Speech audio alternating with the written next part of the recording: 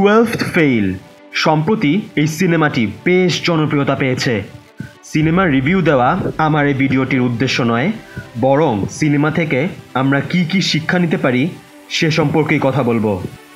মনোজ কুমার শর্মা ভারতের এক ছোট্ট গ্রামের দরিদ্র ঘরের সন্তান, যে কিনা দ্বাদশ শ্রেণী পাশ করতেই হিমশিম খাচ্ছিল।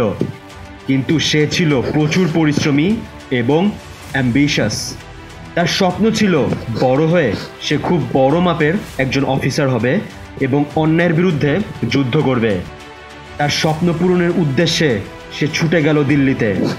তার পকেট ফাঁকা ছিল, কিন্তু স্বপ্ন এবং প্যাশন ছিল খুব বড়। দিল্লিতে সে অনেক কষ্টে জীবনযাপন করতে লাগলো। সারাদিন সে পরিশ্রম করত টাকা উপার্জনের জন্য, আর সারা রাত পড়াশোনা করত। মাত্র 3 ঘন্টা ঘুমাতো সে। বাথরুম পরিষ্কার করত, লাইব্রেরি ঝাড়ু দিত, আটা ময়দা পিষত। দরিদ্র ছিল বলে ভালো কোচিং সেন্টারে পড়ারও তার সৌভাগ্য ছিল না প্রথমে।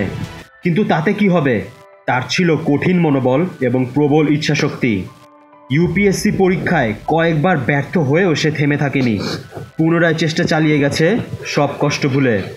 পরবর্তীতে এই দরিদ্র ঘরের ছেলেটি, যার কোনো টাকা পয়সা আশ্রয় পরিচয় কিছুই ছিল না, যে কিনা দ্বাদশ শ্রেণী পাশ করতেই হিমশিম খাচ্ছিল, যার আশ্রয় হয়েছিল লাইব্রেরির মাটিতে, বাথরুম পরিষ্কার এবং আটা পিষে যার জীবন পার হচ্ছিল, সেই ছেলেটি পরবর্তীতে আইপিএস অফিসার হয়ে ওঠে।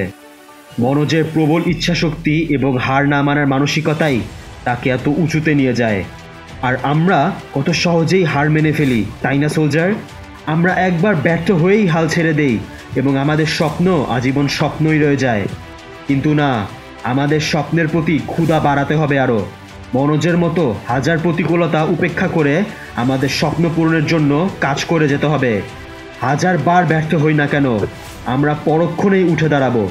তাহলেই আমরা একদিন না একদিন সফল হতে পারবো। তাই সোলজার, ব্যর্থতা এবং প্রতিকূলতা উপেক্ষা করে এগিয়ে যাও, সাফল্য আসবেই।